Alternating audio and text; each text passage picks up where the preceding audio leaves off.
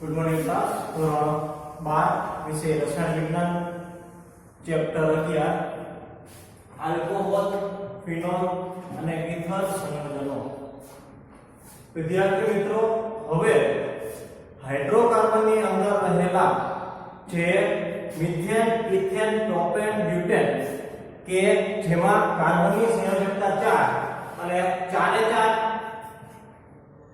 संयोजकता hydrogen द्वारा संतोषाયેલી હોય તો તેને સંતૃપ્ત હાઇડ્રોકાર્બન કહેવામાં આવે। હવે આ સંતૃપ્ત હાઇડ્રોકાર્બનમાંથી કોઈ પણ એક હાઇડ્રોજનનું વિસ્થાપન આ પ્રકારના ક્રિયાશીલ સમૂહો દ્વારા થાય તો તમને આલ્કોહોલ, ફિનોલ અને ઇથર પ્રકારના જે સંયોજનો છે તે પ્રાપ્ત થઈ શકે છે। એટલે આ ત્રણે ત્રણ ક્રિયાશીલ સમૂહો છે, બરાબર, કે જેમાં આલ્કોહોલ છે એની અંદર હાઇડ્રોક્સિલ સમૂહ આલ્કાઇલ સંયોજનો સાથે, જેને આપણે એલિફેટિક સંયોજનો કહીએ છીએ અથવા તો હાઇડ્રોકાર્બન કહીએ છીએ, તેની સાથે જો એક OH સમૂહ લાગેલો હોય તો તેને આલ્કોહોલ ની કેટેગરીમાં રાખવામાં આવે છે। આ ઉપરાંત બેન્ઝીન અને ચક્રીય બંધારણ ધરાવતા સંયોજનો સાથે જો OH સમૂહ હાજર હોય તો તેને ફિનોલની કેટેગરીમાં રાખવામાં આવે છે। અથવા તો ધારો કે આલ્કોક્સી અથવા પેરાઇલોક્સી કે જેની અંદર R+O અથવા તો Ar+O ક્રિયાશીલ સમૂહ દ્વારા કોઈ પણ હાઇડ્રોજનનું વિસ્થાપન થાય એલિફેટિક, તો આપણને ઇથર પ્રકારના જે સંયોજનો છે તે મળે છે, બરાબર। તો ત્રણે ત્રણ ક્રિયાશીલ સમૂહો છે તેને તમારે હરખી રીતે સમજવાના છે, બરાબર, કેમ કે તેના આધારે ઘણા બધા પ્રકારના જે કાર્બનિક સંયોજનો છે તે પ્રાપ્ત થાય છે કે જે હાઇડ્રોકાર્બનમાંથી જ મળે છે, પરંતુ આ જે કાર્બનિક સંયોજનો છે તેનો ઉપયોગ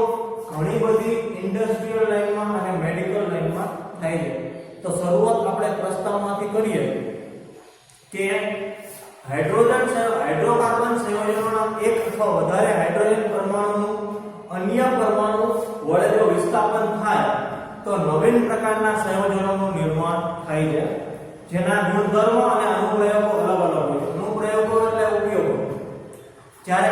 એલિફેટિક કે એરોમેટિક, સૌથી પહેલા તમે એલિફેટિક અને એરોમેટિક વચ્ચેનો જે અર્થ છે એ સમજી લો। એલિફેટિક પદાર્થો એટલે કે હાઇડ્રોકાર્બન પદાર્થો હોય અને એલિફેટિક પદાર્થો કહેવામાં આવે, જેમ કે કાર્બનિક ચેન વાળા પદાર્થો હોય, શાખાયુક્ત કાર્બનિક ચેન વાળા પદાર્થો, મિથેન, ઇથેન, પ્રોપેન, બ્યુટેન, આ બધાને એલિફેટિકની કેટેગરીમાં રાખવામાં આવે છે। બીજા નંબરે પ્રયોગશાળામાં લેબોરેટરીની અંદર એલિફેટિક પદાર્થો પૂછે તો જે પદાર્થોને સળગાવવાથી તમને સફેદ કલરનો ધુમાડો મળે તેને એલિફેટિક પદાર્થો કહેવામાં આવે છે। આ તે લેબોરેટરીની વ્યાખ્યા। અને જો સામાન્ય તમારે લખવાની થાય તો કાર્બનની શાખાયુક્ત શૃંખલા ધરાવતી રચનાને એલિફેટિક સંયોજનો કહેવામાં આવે છે। એના પછી આવે છે એરોમેટિક। તો ચક્રીય બંધારણ ધરાવતા બેન્ઝીન જેવા કાર્બનિક સંયોજનો છે તો તેને એરોમેટિક સંયોજનોની કેટેગરીમાં રાખવામાં આવે છે, બરાબર। અને લેબની વ્યાખ્યા પ્રમાણે જોઈશ તો જે કાર્બનિક સંયોજનોને સળગાવવામાં આવે અને ઉપરથી કાળા કલરની મેશ ઉત્પન્ન થાય તો તેવા પ્રકારના કાર્બનિક સંયોજનોને એરોમેટિકની કેટેગરીમાં રાખવામાં આવે છે, બરાબર। એટલે એલિફેટિક કે એરોમેટિક હાઇડ્રોકાર્બનમાં હાઇડ્રોજનનું વિસ્થાપન OH સમૂહ વડે થાય ત્યારે અનુક્રમે આલ્કોહોલ અને ફિનોલ પ્રાપ્ત થાય છે। ત્યારે આલ્કોહોલ મળે જો એલિફેટિક આવી રીતે તમને કાર્બનની શૃંખલા આપેલી હોય, મિથેન આપેલું હોય, મિથેનના એક હાઇડ્રોજનનું વિસ્થાપન OH સમૂહ દ્વારા થઈ જાય ત્યારે આલ્કોહોલ મળે। અને ધારો કે બેન્ઝીન આપેલું હોય તો બેન્ઝીનની અંદર પણ 6 હાઇડ્રોજન હાજર છે, એ મેં તમને સમજાવ્યું। તો બેન્ઝીનના 6 હાઇડ્રોજનમાંથી કોઈ પણ એક હાઇડ્રોજનનું વિસ્થાપન OH સમૂહ દ્વારા થાય તો આપણને શું મળે છે? તો ફિનોલ મળે છે, બરાબર। હાઇડ્રોકાર્બનના હાઇડ્રોજન પરમાણુનું વિસ્થાપન આલ્કોક્સી, જેને RO દ્વારા દર્શાવવામાં આવે, RO દ્વારા શું કામ દર્શાવવામાં આવે છે? કેમ કે ઓક્સિજન સાથે અહીંયા બીજો R એટલે આલ્કલી સમૂહ લાગેલો હોય છે એટલા માટે આલ્કોક્સી કહેવામાં આવે છે જેને એલિફેટિક પણ કહી શકાય અને બીજું છે એરાઇલોક્સી એરાઇલોક્સી એટલે ARO AR નો મતલબ થઈ છે એરોમેટિક પદાર્થો બરાબર ટૂંકમાં નામ છે ARO એટલે કે એરોમેટિક પ્લસ O આ બેનું સંયોજન એરાઇલોક્સી કહેવામાં આવે છે ધારો કે હાઇડ્રોકાર્બનમાં હાઇડ્રોજન પરમાણુનું વિસ્થાપન આલ્કોક્સી અથવા તો એરાઇલોક્સી સમૂહ વડે થવાથી સંયોજનોને અન્ય બળ પ્રાપ્ત થાય છે જેને ઇથર કહેવામાં આવે છે બરાબર એટલે હાઇડ્રોક્સિલ ખાલી ઓક્સિજન સાથે સંકળાયેલો આલ્કલી હોય અથવા તો ઓક્સિજન સાથે સંકળાયેલો એરાઇલ હોય એના દ્વારા જો હાઇડ્રોકાર્બનના કોઈ પણ એક હાઇડ્રોજનનું વિસ્થાપન થાય ત્યારે નવો મળતો જે સમૂહ છે તે આલ્કોહોલ અને ફિનોલ સિવાય ઇથર હશે બરાબર અહીંયા તમે એક ઉદાહરણ આપેલું છે CH3OCH3 તમે જોઈ શકો છો કે અહીંયા CH3 છે તે મિથાઇલ સમૂહ છે અને O સાથે જોડાયેલો બીજો CH3 છે તે પણ મિથાઇલ સમૂહ છે એટલે OR R ની જગ્યાએ CH3 છે R એટલે આલ્કલી બરાબર એમાં મિથાઇલ ઇથાઇલ પ્રોપાઇલ ગમે આવી શકે તો એટલા માટે આ પોતે મિથેન હતો મિથેનના હાઇડ્રોજનનું વિસ્થાપન OCH3 વડે થયું એટલે આ થઈ ગયું CH3OCH3 બરાબર જેનું નામ છે ડાઈ મિથાઇલ ઇથર ઓકે એના પછી ઇથર એક એવું સંયોજન છે જે આલ્કોક્સી અને એરાઇલોક્સી વડે જો હાઇડ્રોજનનું વિસ્થાપન થાય એવી રીતે પણ પ્રાપ્ત થઈ શકે અથવા તો આલ્કોહોલ અને ફિનોલની અંદર જે હાઇડ્રોક્સિલ સમૂહ હાજર છે તમે જોઈ શકો છો કે આલ્કોહોલની અંદર હાઇડ્રોક્સિલ સમૂહ OH હાજર છે અને ફિનોલની અંદર પણ જે હાઇડ્રોક્સિલ સમૂહ OH હાજર છે હવે આલ્કોહોલ અને ફિનોલની અંદર હાજર રહેલા OH સમૂહમાંથી હાઇડ્રોજનનું તમે વિસ્થાપન આલ્કલી અથવા એરાઇલ સમૂહ વડે કરી નાખો તો પણ તમને જે ઇથર છે તે પ્રાપ્ત થઈ શકે છે ઇથર પ્રાપ્ત કરવા માટેની બે પદ્ધતિ છે એક તો હાઇડ્રોકાર્બનનું વિસ્થાપન તમે આલ્કોક્સી RO અથવા તો એરાઇલોક્સી ARO વડે કરો તો પણ તમને ઇથર સંયોજનો પ્રાપ્ત થાય એમ ના કરવું તો આલ્કોહોલ અથવા ફિનોલ સંયોજનો હોય એની અંદર જે હાઇડ્રોક્સિલ સમૂહનો હાઇડ્રોજન હોય એનું વિસ્થાપન તમે એરાઇલ અથવા તો આલ્કાઇલ સમૂહ વડે કરો તો પણ તમને ઇથરની પ્રાપ્તિ થઈ શકે છે એટલે કે બે રીતે મળે હાઇડ્રોકાર્બનમાંથી મળે અને આલ્કોહોલ અને ફિનોલમાંથી પણ મળે છે બરાબર ઓકે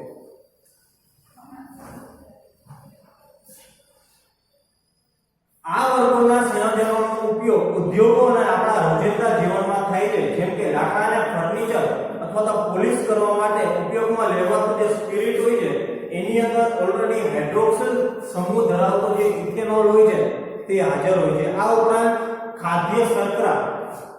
વસ્ત્રોમાં ઉપયોગમાં લેવાતો કપાસનું રૂ લખવા માટે ઉપયોગમાં લેવાતા કાગળ તેની અંદર પણ જે હાઇડ્રોક્સિલ OH સમૂહ ધરાવતા સંયોજનો છે તે હાજર હોય છે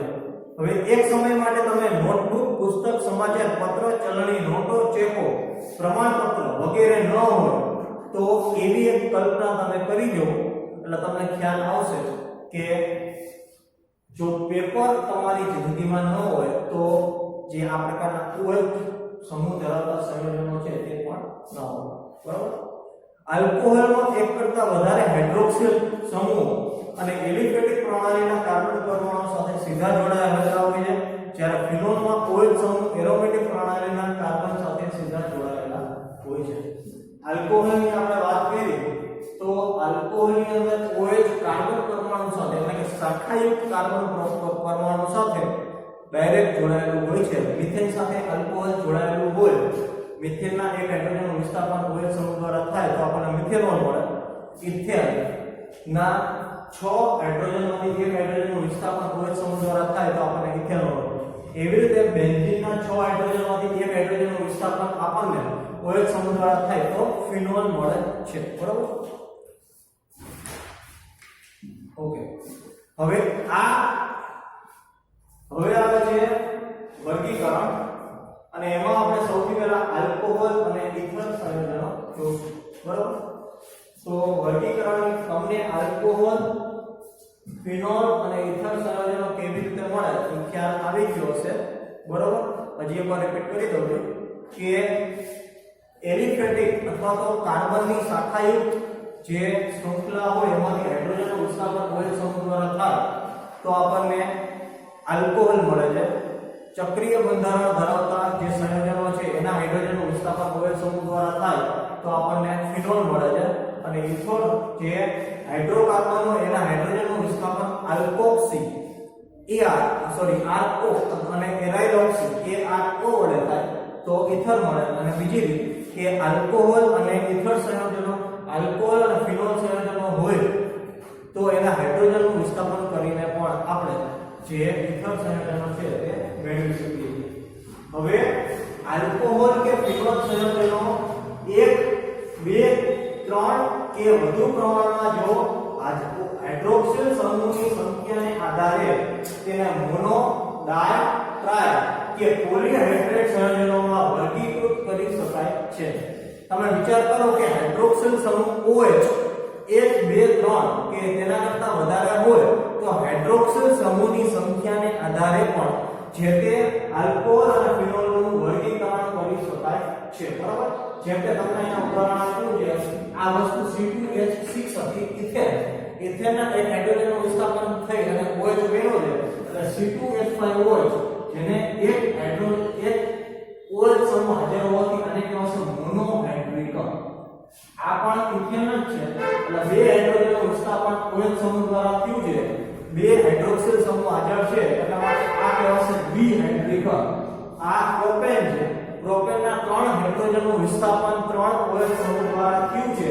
એટલે કહેવાશે ટ્રાઇહાઇડ્રિક. એટલે કે OH સમૂહની સંખ્યાને આધારે તેને મોનો, દ્વિ કે ટ્રાઇહાઇડ્રિક ની અંદર વિભાજિત કરવામાં આવે છે. મોનોહાઇડ્રિક આલ્કોહોલ સંયોજનોને OH સમૂહ જે કાર્બન પરમાણુ સાથે જોડાયેલા હોય તેના સંકરણને આધારે પણ પુનઃ વર્ગીકૃત કરી શકાય છે. બરાબર. હવે તમે જોઈ શકો છો કે આલ્કોહોલ પ્રાથમિક, દ્વિતીયક અને તૃતીયકની અંદર વર્ગીકૃત કર્યું છે તો sp3 સંકરણ ધરાવતો જે કાર્બન હશે તે પ્રાથમિક હશે. sp2 સંકરણ ધરાવતો જે કાર્બન હશે તે દ્વિતીયક હશે અને sp સંકરણ ધરાવતો જે કાર્બન હશે તે તૃતીયક. કેવા મોડ્યુલ શું છે કે કાર્બન બે હાઇડ્રોજન સાથે જોડાયેલો હોય અને એક આ હોય. બરાબર. બે હાઇડ્રોજન પ્લસ OH સાથે જોડાયેલો કાર્બન બે હાઇડ્રોજન અને એક આલ્કલી અથવા એરાઇલ સમૂહ સાથે જોડાયેલો હોય તો તેવાને પ્રાથમિક આલ્કોહોલ કહેવામાં આવે છે. ધારો કે OH સાથે જોડાયેલો કાર્બન બે આ અને એક હાઇડ્રોજન સાથે જોડાયેલો હોય તો તેને દ્વિતીયક આલ્કોહોલ કહેવામાં આવે છે. અને OH સાથે જોડાયેલો જે કાર્બન છે એ 3R સાથે જોડાયેલો હોય 3R અથવા 3AR. બરાબર. એટલે કહેવાનો મતલબ ત્યાં હાઇડ્રોજન હોતા જ નથી. 3 અલગ અલગ સમૂહ હોય છે. પછી આલ્કાઇલ પણ હોય અને એરાઇલ પણ હોય તો OH સાથે જોડાયેલો કાર્બન બીજા 3 આલ્કાઇલ અથવા એરાઇલ સમૂહ સાથે જોડાયેલા હોય હાઇડ્રોજનની ગેરહાજરી હોય તો તેને તૃતીયક આલ્કોહોલ તરીકે ઓળખવામાં આવે છે. બરાબર. ઓકે. એના પછી આવે છે એલાઇલિક આલ્કોહોલ સંયોજનો. આ આલ્કોહોલ સંયોજનોમાં OH સમૂહ કાર્બન કાર્બન દ્વિબંધ પછીના sp3 સંકૃત કાર્બન પરમાણુ સાથે એટલે કે એલાઇલિક કાર્બન પરમાણુ સાથે જોડાયેલો હોય છે. બરાબર. હવે આ જે સંયોજનો છે ને આલ્કીન સંયોજનોની અંદર તમને જોવા મળશે. આલ્કીન સંયોજનોની અંદર જોવા મળતા આલ્કોહોલ સંયોજનોને એલાઇલિક આલ્કોહોલ સંયોજનો કહેવામાં આવે. આમાં શું છે કે ડબલ બોન્ડ સાથે જોડાયેલો જે કાર્બન હશે એના પછીનો કાર્બન sp3 સંકરણ રત્ન સાથે જોડાયેલો હશે અને તેની સાથે જોડાયેલો જો OH સમૂહ હોય તો તેને પ્રાથમિક તમે જોઈ શકો છો.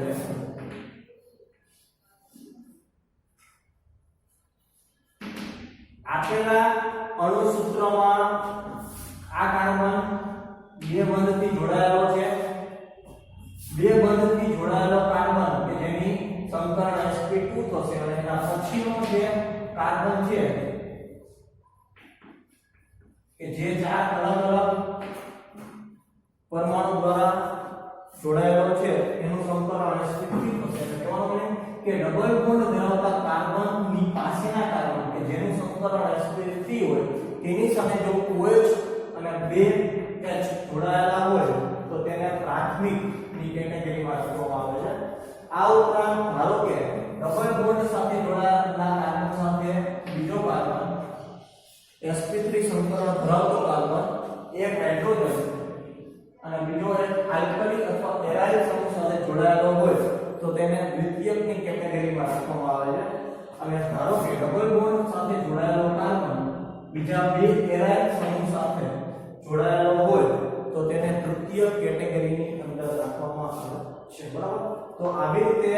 એલાઇલિક સંયોજનોમાંથી પ્રાપ્ત થતા જે સંયોજનો છે તે એલાઇલિક આલ્કોહોલ સંયોજનો તરીકે ઓળખવામાં આવે છે એના પછી આવે બેન્ઝાઇલિક આલ્કોહોલ સંયોજનો મોટે ભાગે જે ચક્રીય બંધારણ ધરાવતા સંયોજનોની અંદર OH સમૂહની હાજરી હોય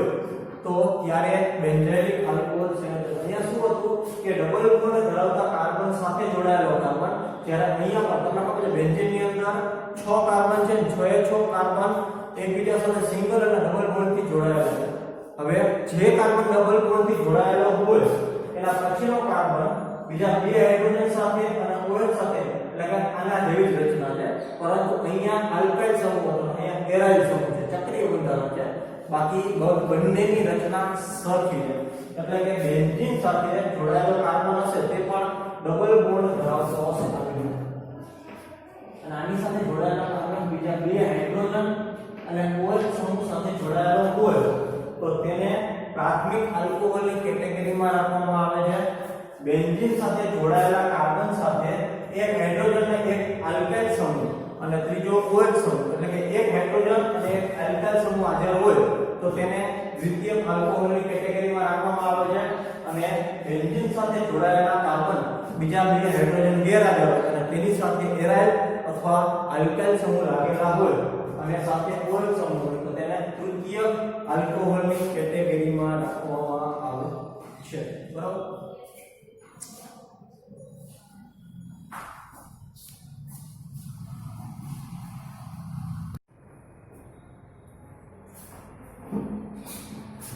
હવે જે કાર્બન sp2 સંકરણ સાથે જોડાયેલો હોય તેની સંયોજકતા આવે છે આ આલ્કોહોલ સંયોજનોના OH સમૂહ કાર્બન કાર્બન દ્વિબંધ સાથે એટલે કે વિનાઇલિક કાર્બન પરમાણુ અથવા તો એરાઇલ કાર્બન પરમાણુ સાથે જોડાયેલા હોય છે આ આલ્કોહોલ સંયોજનો વિનાઇલિક આલ્કોહોલ સંયોજનો કહેવામાં આવે છે ગયા ચેપ્ટરની અંદર આપણે વિનાઇલિક અને જેમિનિક બે શબ્દ જોયા હતા કે જેમાં પાસેના બે કાર્બન સાથે જો હેલોજન સમૂહ લાગેલો હોય તો તેને વિનાઇલિક હેલાઇડ સંયોજનો તરીકે ઓળખવામાં આવતા હતા અને એક જ કાર્બન સાથે જો બે હેલોજન સમૂહ લાગેલો હોય તો તેને આપણે જેમિનિલ હેલાઇડ સંયોજનો તરીકે ઓળખવામાં આવતા હતા તો અહીંયા તમને શું કીધેલું છે કે ડબલ બોન્ડ ધરાવતા કાર્બન સાથે જો OH સમૂહ લાગેલો હોય તો તેને શું કહેવામાં આવશે તો વિનાઇલિક આલ્કોહોલ હેલાઇડ સંયોજનો વિનાઇલિક આલ્કોહોલ સંયોજનો તરીકે ઓળખવામાં આવે છે બરાબર ઓકે એના પછી આવે છે ફિનોલ તો જેમ આલ્કોહોલની અંદર આલ્કોહોલ OH સમૂહની સંખ્યા 1 2 કે 3 કે તેના કરતા વધારે હોય તો તેના આધારે મોનો ડાય ટ્રાય હાઇડ્રિક સંયોજનો આપણે લેતા હતા એવી રીતે ફિનોલની અંદર પણ તમે ધારો કે ફિનોલની સાથે જો OH સમૂહ એક જ જોડાયેલો હોય તો તેને મોનોહાઇડ્રિક અથવા તો ફિનોલ તરીકે ઓળખવામાં આવે છે હવે બેન્ઝીનની અંદર ધારો કે બે OH સમૂહ જોડાયેલા હોય તો તેને દ્વિહાઇડ્રિક સંયોજનો તરીકે ઓળખવામાં આવે છે અને બેન્ઝીનની અંદર 3 OH સમૂહ જોડાયેલા હોય તો તેને ટ્રાઇહાઇડ્રિક જે સંયોજનો છે તે ઓળખવામાં એટલે કે બેન્ઝીનની સાથે OH સમૂહ જેમ વધતા જશે એમ મોનો ડાયટ્રાઇલ જે આલ્કોહોલની અંદર નિયમ હતો તે ફિનોલની અંદર પણ લાગુ પડશે અને ત્રીજું આવે છે ઇથર સંયોજનો ઇથર સંયોજનો જો ઓક્સિજન પરમાણુ સાથે જોડાયેલા બંને આલ્કાઇલ અથવા એરાઇલ સમૂહ સમાન હોય તો તેને સાદા અથવા સમમિતીય ઇથર સંયોજનો કહેવામાં આવે છે અને ઓક્સિજન સાથે જોડાયેલા જો બંને ક્રિયા જે એરાઇલ અથવા આલ્કાઇલ સમૂહ છે તે અલગ અલગ હોય તો તેને અસમમિતીય ઇથર સંયોજનો તરીકે ઓળખવામાં આવે છે. તેનું ઉદાહરણ છે કે અહીંયા ઓક્સિજન પરમાણુ સાથે અહીંયા બે સમાન આલ્કાઇલ સંયોજનો C2H5 C2H5 લાગેલા છે, એટલે કે ઓક્સિજન સાથે બંને સરખા સમૂહ લાગેલા હોવાથી આ પ્રકારનો ઇથર છે તેને સમમિતીય ઇથર એટલે કે સરખા સમૂહ ધરાવતો ઇથર. અને ધારો અહીંયા તમે બીજા ઇથરની અંદર જોઈ શકો છો કે ઓક્સિજનની એક સાઈડ મિથાઇલ ગ્રુપ છે અને બીજી સાઈડ ઇથાઇલ જે ગ્રુપ છે, એટલે એક જ ઓક્સિજન સાથે બે અલગ અલગ જે સંયોજનો છે તે લાગેલા છે, એટલા માટે આ ઇથરને અસમમિતીય ઇથર કહેવામાં આવે છે. તો હવે પછીના લેક્ચરમાં આપણે જે આલ્કોહોલ ફિનોલ અને ઇથરનું નામકરણ છે તેના વિશેનો અભ્યાસ કરીશું.